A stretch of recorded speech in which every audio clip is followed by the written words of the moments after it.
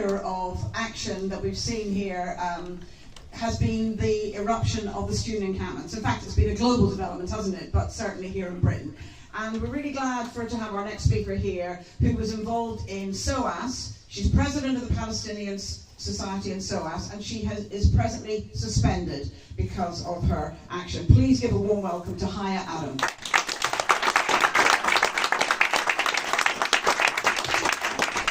Hi, thank you so much for having me. It's incredible to be here amongst this wonderful panel. So my name is Haya. I'm a second-year Law and International Relations student at Soas, or as we call it, the School of Occupation and Apartheid Studies. So I just want to talk a bit about the repression we've been facing at Soas before going into sort of the broader repression put out by the state. So currently, myself and my friend Tara, who's a third-year politics and IR student, have been suspended for 6 months. Well, it will be 8 months once the 6-month suspension is over, simply for our participation in activism on campus and holding the executive board of the university accountable for their complicity through companies that invest in the genocide in Gaza. Also, my friend Abel, he was supposed to work in the Students' Union and he was dismissed from working there, again, simply for his activism, permanently excluded and not allowed to attend his graduation ceremony to collect his degree. So currently the director of the university is Adam Habib. Adam Habib has been known to crack down on any form of protest, student movements. For example, in South Africa, he was the director of Wits University, and while he was director during this period, in 2017, during the Fees Must Fall movement, he called riot police on his own students. 2 of those students were shot and killed with rubber bullets, simply because he was trying to suppress the movement there. So he was brought to SOAS to do the exact same thing. So student activism is powerful. It disrupts the status quo, sparks conversations, and forces institutions to reckon with their complicity in injustice. And when we look at the movement for Palestinian liberation, specifically the last year, with 14 months of an ongoing genocide going on, we've seen a massive wave of student encampments, which were incredible. They put so much pressure on the universities. But it's really important to note that these encampments are not the entire student movement. They are simply cogs within the student movement to further our path for liberation. And we've seen that. We've seen the amount of support we've gained at the beginning of the year. For example, at SOAS, we had a massive protest where hundreds of students walked out of their lectures. They came out just to support us, just to call for divestment, to call for freedom of speech on campus.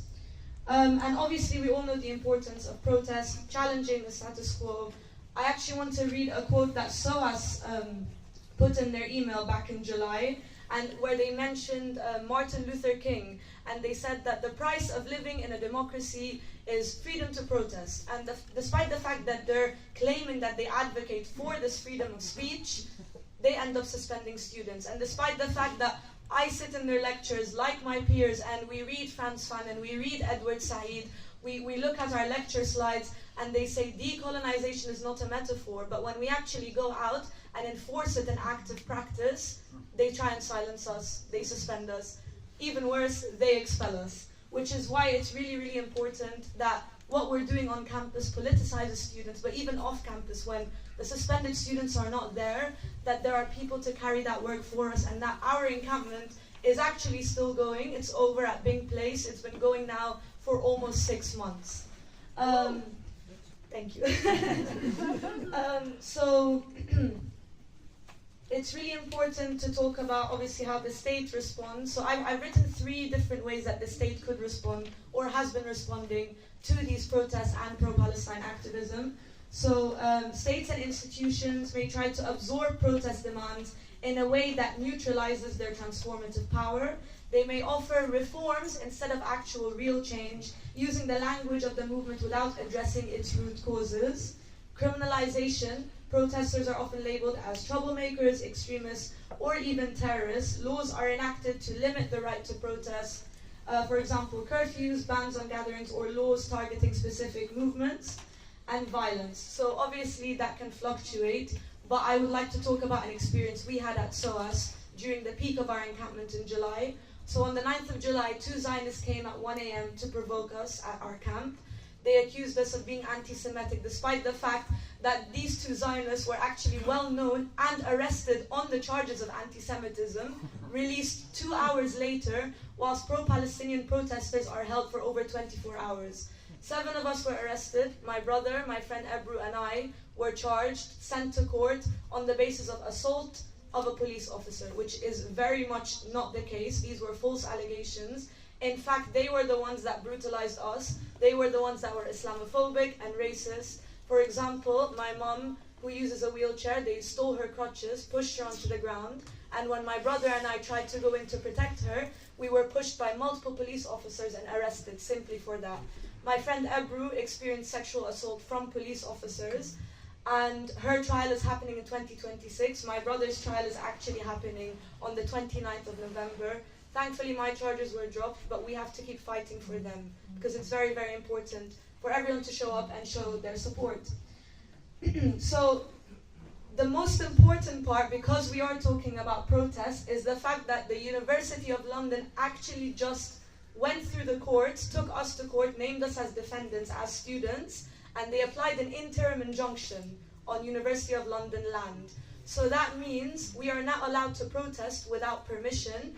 There's a set of regulations. If we were to break those regulations, we'd be contempt of court, possibly sanctioned and taken to prison. So this is a gross infringement on our rights to freedom of speech and assembly. But I'm not just saying this as a Soas student, I'm also talking on behalf of other universities. Because if this is set as a precedent for Soas, best believe it will happen at UCL, at King's College London, at Imperial, at Queen Mary, which is why we must combat this, we must fight this, we must create a very strong legal and political campaign, because it is well within our rights, it is a basic fundamental right within our democracy to protest, especially on our campus, for students who are paying for their degrees. We should have the right to protest on our campus, and part of our tuition fees should not be used to fund the genocide, should not be used for companies like Albemarle, a US-based weapons manufacturer that produces white phosphorus that melts the skin of the people of Palestine and Gaza.